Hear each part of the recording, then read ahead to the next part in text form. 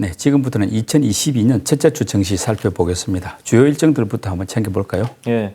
1월 3일 이제 월요일은 증시가 개장을 하는데 그날은 좀 주의하실 게 오전 10시부터 개장을 하니까요. 그거 좀 체크하시면 좋겠고 1월 한국 수출입 동향 데이터가 좀 발표가 될 것으로 보이고요. 12월이겠죠. 예. 12월, 예, 맞습니다. 12월 한국 수출입 동향. 그다음에 이제 중국과 일본은 그날 휴장이라고 합니다. 그리고 1월 4일 날은 중국의 12월 차이신 중소기업 대상입니다. 제조업 PMI 지수가 발표되고 미국에서는 12월 ISM 제조업 지수가 발표가 되고요. 1월 5일 수요일 날은 이제 CES 2022가 개최가 되는데 1월 8일까지 열린다고 보시면 되겠고 그날 12월 그 미국의 FOMC 회의록이 공개가 됩니다. 1월 6일 목요일 날은 중국의 12월 차이신 이건 서비스업 지수입니다. 그래서 서비스업 지수가 발표되고 미국에서도 역시 12월 ISM 서비스업 지수 발표가 되고 1월 7일 이제 금요일 날은 미국의 12월 고용 보고서가 발표가 되고요. 그날 이거는 제가 신문 기사를 보니까요. 6일인지 7일인지 확실히 정해지지 않았는데 기사상으로는 7일 같더라고요. 삼성전자가 4분기 잠정 실적을 발표할 것 같아요. 그러니까 이거는 약간 가변적이니까 좀 예상은 하시되 1월 7일 날 발표할 가능성이 좀 높다. 삼성전자 4분기 실적 한번 보시면 좋을 것 같습니다.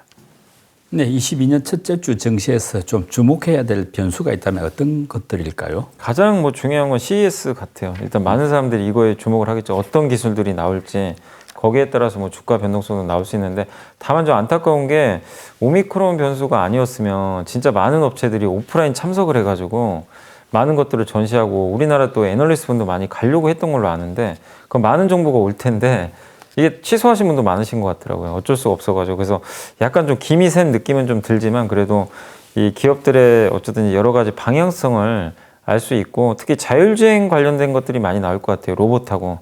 거기서 한번 좀 어떤 것들이 나오는지 체크를 하시고 그 다음에 역시 제일 중요한 게 미국의 고용지표. 네, 고용지표가 어느 정도 나오는지 보시고 그 다음에 FOMC 회의록에서 연준 위원들이 도대체 무슨 얘기를 했는지 정말 그걸 공개하는 거 보면은 우리 생각보다 훨씬 긴축적인지 이번에 좀 긴축적이었잖아요.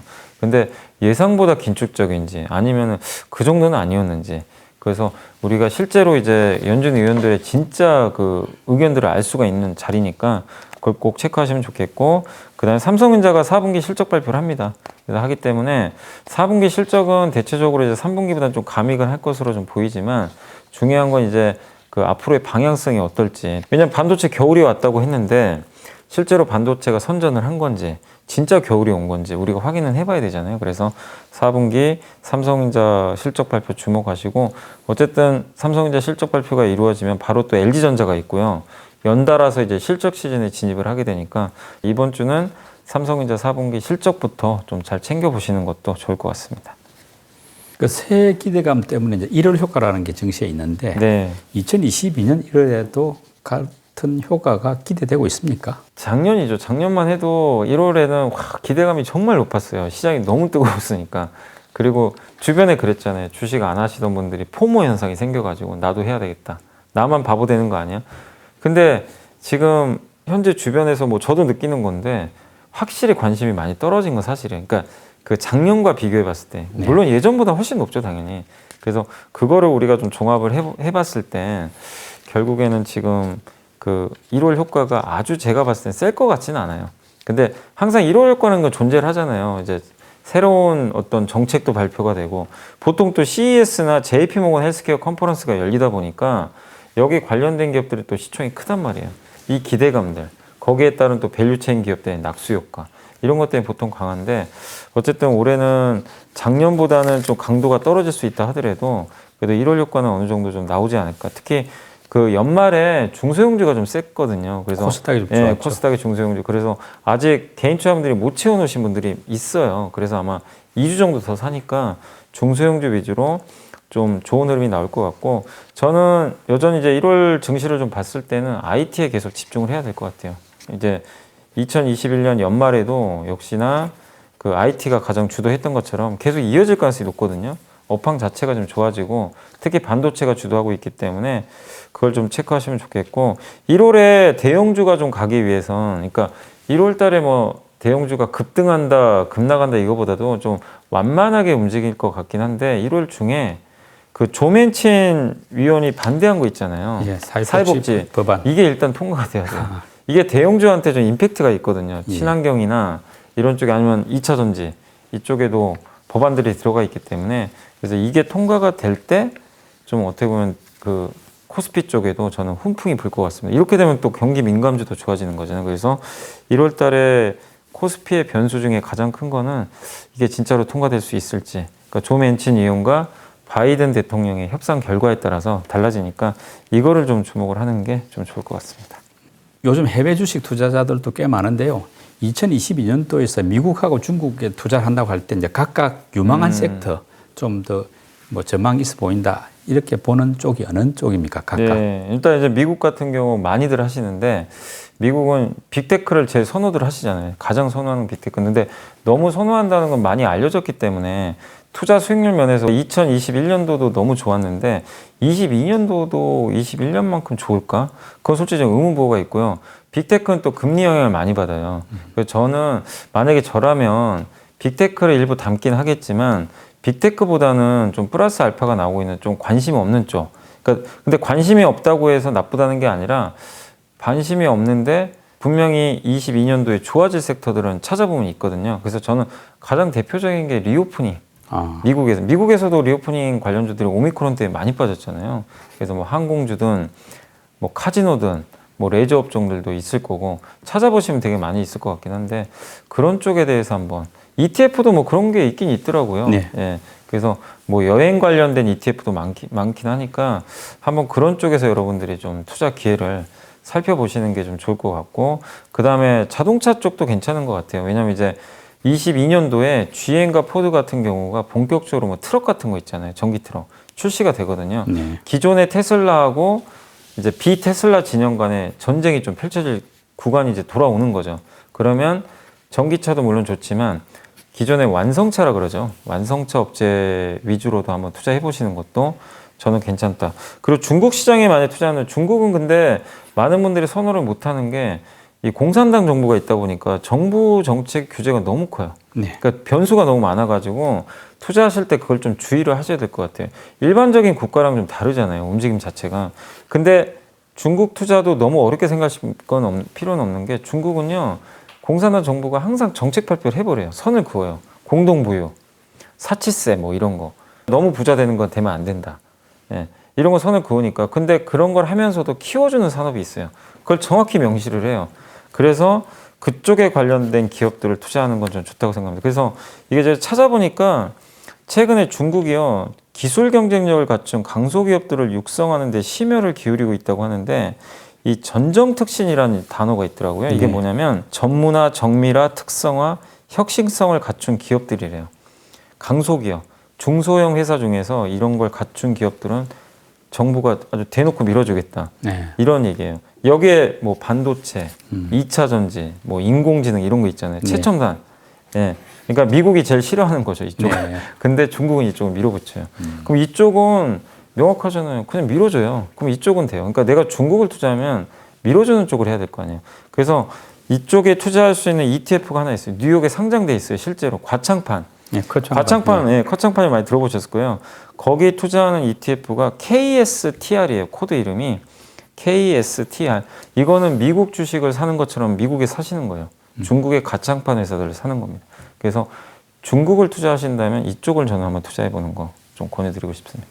그 연말에 여야 대선 후보들이 이제 정권시장 보호 공약들을 밝혔는데요. 뭐 당선자에 관계없이 3월 대선 이후에는 제도적 측면에서 우리 주식시장을 억눌렸던 이런 부분들이 좀 개선된다.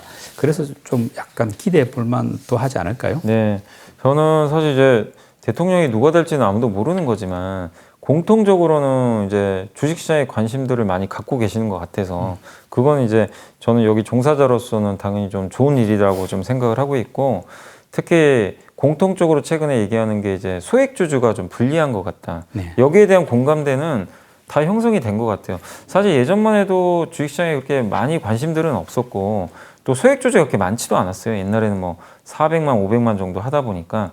근데 이제 어쨌든 최근에는 1000만 명이 넘어가다 보니까 무시할 수가 없어요. 1000만 명이면 그 각 가정에 그러니까 여러분들 가정에서 한번 조사를 해보세요. 분명히 한 명은 하고 있어요. 예. 그러니까 분명히 한 명 정도는 하고 있기 때문에 절대 무시할 수 없는 수준이니까 소액주주를 위한 정책 개선이 실제 나올 것 같고 또 거래소도 적극적으로 추진하려는 것 같아요.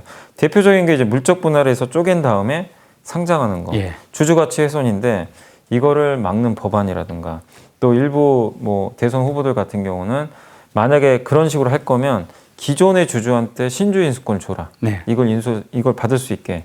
예, 그런 제도 개선을 하려고 하는 것 같은데 이거는 이미 공약이 좀 어느 정도 형성이 돼 있어서 저는 분명히 2022년도에는 누가 대통령이 되더라도 이 정책은 갈 것 같아요. 그래서 소액주주를 위한 정책들은 사실 이거 말고도 많이 있지만 뭐 이렇게 내부자가 무제한으로 막 지분 예. 이렇게 던지는 것들 있잖아요. 그런 것들도 못하게 하고 불공정행위 처벌하겠다. 또 거기다 공매도 기울어진 운동장이라고 네. 많이 표현들 하시는데 그것도 지금 저희 머니올라 시간에도 많이 다뤄봤잖아요. 네. 그래서 개인들은 90일인데 외국인 투자는 무제한. 네. 말이 안 되잖아요. 상환기간 말씀이죠. 상환기간. 그래서 이것도 공평하게 맞춰줘야 되고. 근데 이런 것들도 공통적으로 잘 인식을 하고 있는 것 같아서 저는 2022년도 제 개인적으로 시장을 바라볼 때 좀 긍정적으로 그러니까 시장을 자꾸 떠나지 마시라고 하는 게 그동안 많이 뒤통수를 맞으셔서 좀 억울하신 분들도 계실 거고 사실 뭐 저는 이제 좀 이쪽에 종사하는 사람의 한 사람에서 그런 부분 되게 죄송하게 생각을 해요. 제도 개선이 돼야 되는데 근데 적어도 올해만큼은 한번 이런 것들을 한번 믿고 좀 한번 장기적인 관점에서 투자해보는 것도 좋을 것 같습니다. 하여간 주주 가치를 좀 올리는 그런 식의 제도 네, 개선이 좀 맞습니다. 필요할 것 같습니다. 그리고 이제 연초부터 LG 에너지 솔루션 네. 또 마켓클리 같은 대형 IPO가 예고가 되어 있지 않습니까? 막 공모주 시장은 그러다 보면 달아오겠는데 전체 시장의 수급은 부담이 될 거 아닙니까? 어떨까요? 일단 부담될 수밖에 없어요. 이게 너무 크니까 시총 100조 얘기가 나오니까 네. 100조가 갑자기 들어가면 코스피 200에 들어간다고 생각을 해보세요. 다른 업체들 비중이 줄어들어야 돼요. 근데 물론 우리나라 코스피가 그러니까 예를 들어 아마 그 LG 에너지솔루션이 상장을 하고 나면 그 3월 달에 아마 편입이 될 것 같아요. 코스피 200 지수에. 그러면은 그때까지 만약에 우리나라 시총이 굉장히 커져 있어요. 그러면 에너지 솔루션을 받아줄 수도 있어요. 근데 만약에 시장이 좀 쪼그라들고 있었어요. 그 상황에서 뛰어들잖아요. 그럼 더 위축되죠. 네. 그걸 뺏어줘야 되니까. 그래서 당시의 시장 흐름이 저는 일단 중요할 것 같고, 근데 만약에 지금 정도 시장이 유지되면 당연히 부담이 될 수밖에 없다. 전체 시장 전체로도. 작년에 기억하시겠지만 카카오페이 뱅크 상장할 때 시장 요동쳤잖아요. 그런 것들이 제한될 수 있다는 거 염두에 두시고 2차 전지 ETF가 지금 순자산이 3조 정도 되는데 특히 2차 전지 속해 있는 기업들한테는 굉장히 부담이죠. 여기서 LG화학이 가장 많은 비중이 있는 ETF가 한 2개 정도 있는데 LG화학은 줄일 수밖에 없잖아요. 2차 전지 쪽에서 에너지 솔루션 넣어야 되니까.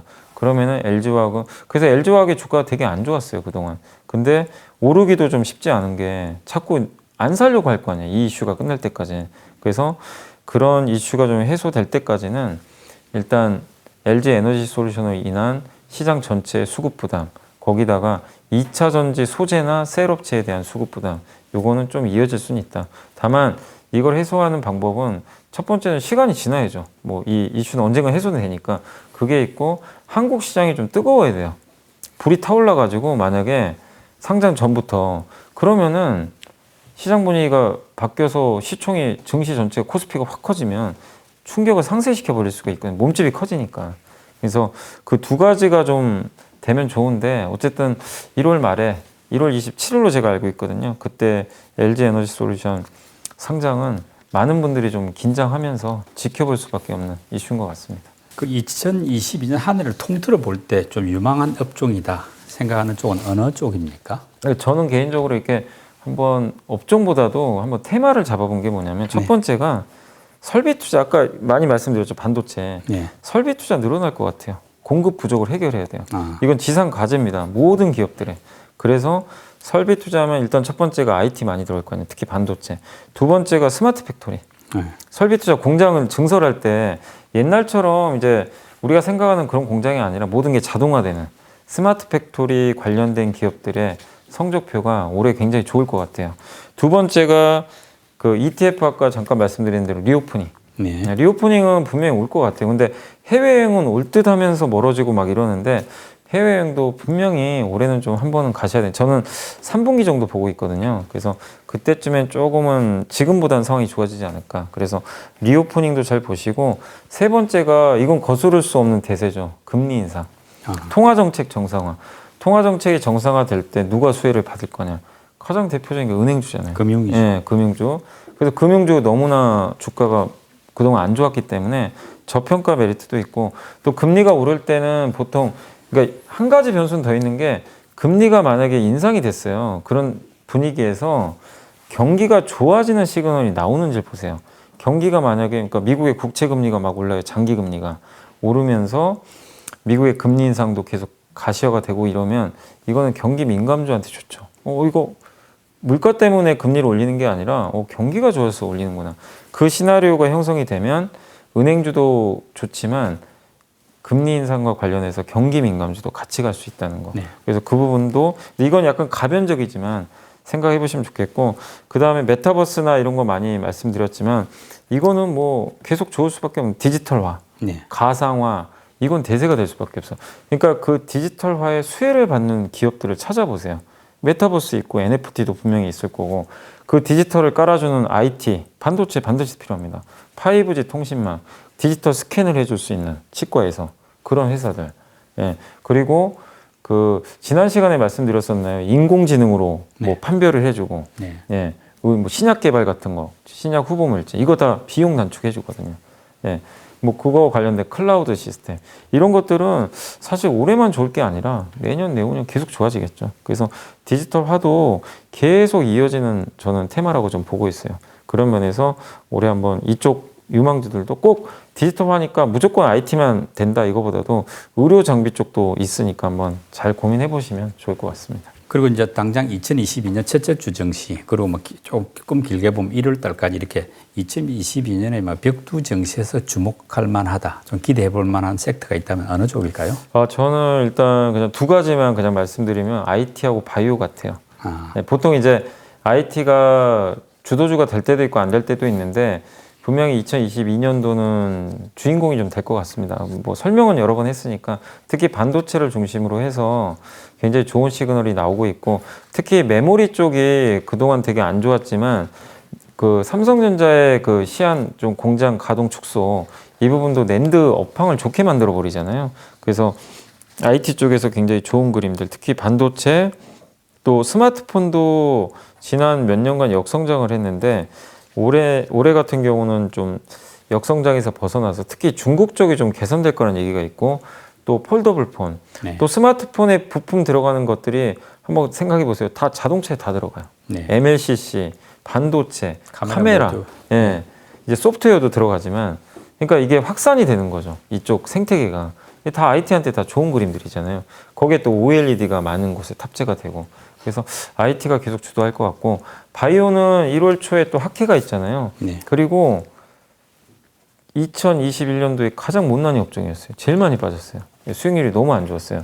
그러니까 역으로 가장 안 좋은 곳이 또 보통 그 다음에 또 굉장히 좋은 성과 내는 경우가 많거든요. 또 1월 달에 그런 경우가 나오니까, 그래서 제약 바이오 쪽에서도 한번 저는 좀 그 어느 정도 주가 좀 올라가는 흐름들이 나오지 않을까라고 예상을 하고 있습니다. 마지막으로 초보 투자자들을 위한 팁 제공 순서, 연벌리의 보고서 어떤 내용일지 궁금합니다. 신영증권 센터장님이시죠. 그 김학균 센터장님이 네, 여기도 출연 많이 네, 했습니다. 10대 이벤트로 살펴본 2022년 증시, 이걸 자료를 적어주셨고 한번 읽어보시면 좋을 것 같아요. 첫 번째가 1월에 금통위가 열리거든요. 네. 금리 인상할 것 같다고 적으셨어요. 1월에 아마 금리를 올릴 것 같고, 추가적으로 금리를 올리면 하반기가 될 것 같다. 근데 어쨌든 이 1월 달에 금리를 올리잖아요. 그럼 우리나라 금리는 코로나 이전 수준을 회복해요. 네. 무슨 얘기냐면 이제 정상화되는 거예요. 1.25%. 네, 1.25로. 그 정도 완전히 되겠죠. 정상화되기 때문에 그 한국은행의 행보는 이제 신중해질 거다. 긴축에서 이제 더 이상 긴축적으로 안 갈 것 같다. 이건 되게 좋을 수 있어요. 사실 한번 오히려 올리고 나면. 그래서 실제로 그러는지 한번 보시고, 두 번째가 제약바이오. 저도 뭐 많이 말씀드렸지만 기술적 반등 타이밍이다. 네. 2021년도에 제약바이오 그 KRX 헬스케어 업종 지수가 32.5% 급락했대요.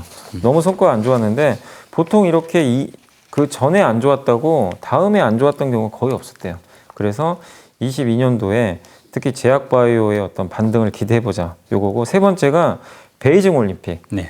이게 가전제품, 보통 올림픽 열리면 가전제품 막 특수효과 있는데 올해는 없을 것 같아요. 왜냐하면 이미 코로나 팬데믹 때 사람들이 너무 TV를 많이 구매를 해가지고 그 수요는 그렇게 크지 않을 것 같고, 가상화폐에 영향을 줄 수 있대요. 무슨 얘기냐면 CBDC라고 많이 들어보셨죠? 예, 디지털 화폐, 네. 중앙은행이 발행하는. 이게 중국이 올림픽 개막을 전후해가지고 중앙은행 디지털 화폐 사용 범위를 크게 늘릴 거라는 전망이 있나 봐요. 이게 만약에 사용량이 늘어나잖아요. 암호화폐는 되게 안 좋아요. 네. 암호화폐는 이제 민간인데 중앙은행이 갑자기 통제하는 화폐가 디지털로 뿌려져 버리면 경쟁이잖아요. 그럼 중국이 만약에 이렇게 하면 암호화폐 가치에는 좀 부담이 될 수도 있다.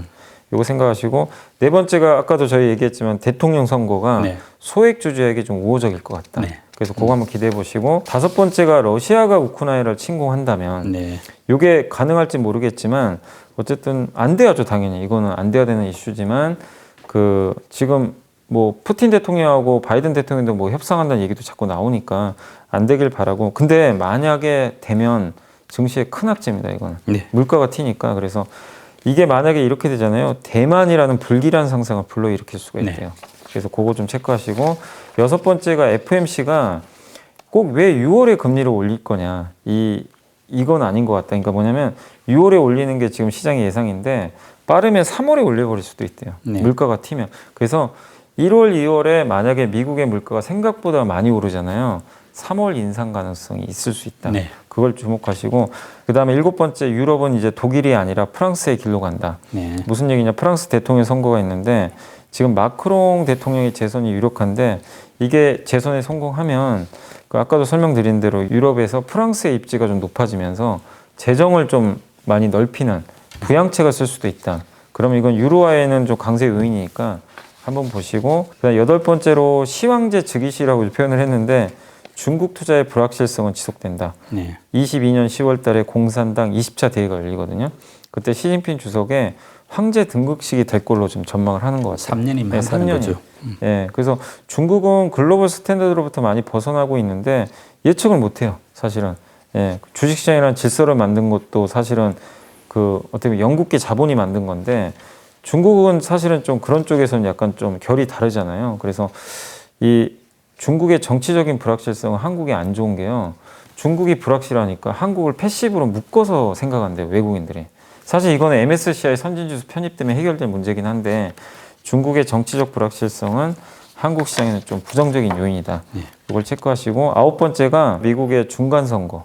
보통 중간선거는 여당의 무덤이라고 하더라고요. 그래서 이번에 또 민주당 지지율이 많이 떨어져 있어요. 그래서 아마 공화당이 이기지 않을까. 그래서 공화당의 어떤 정책들도 좀 가을부터는 체크를 해야 된다. 요 얘기고, 마지막으로 열 번째는 기후변화. 원대한 이상과 비루한 현실. 그러니까 기후변화 때문에 그 탈탄소 정책을 하는데 이게 생각만큼 지금 어렵다는 거죠. 뭐냐면 그린플레이션. 이거 석탄하고 천연가스 안 쓰려고 하니까 물가가 튀고 난리가 한번 났었잖아요. 친환경 투자할 때 무조건 되는 건 맞아요. 맞는데 속도가 10으로 우리가 기대를 했다면 2022년도에는 7, 8 정도로 떨어질 수도 있대요. 속도 조절. 친환경에 대한. 그러면은 이거는 좀 주가에 부정적일 수도 사실 있는 거거든요. 그래서 대의 자체는 문제는 없지만 탄소 중립 사회로 가는 길이 좀 울퉁불퉁한 길이 될 수 있다. 이 부분도 한번 생각해 보시면 좋겠습니다. 새로운 한 해가 시작됩니다. 우리 개인 투자자들도 강세장, 약세장 차례로 겪으면서 많은 성장을 했다고 생각합니다. 2022년 주식시장에서도 신중한 투자 전략 세워서 좋은 성과들 거두시길 바랍니다. 연블리의 비밀노트 오늘 순서 마칩니다. 예 미사님 수고 많이 하셨고요. 새해 복 많이 받으시길 바랍니다. 네, 새해 복 많이 받으세요.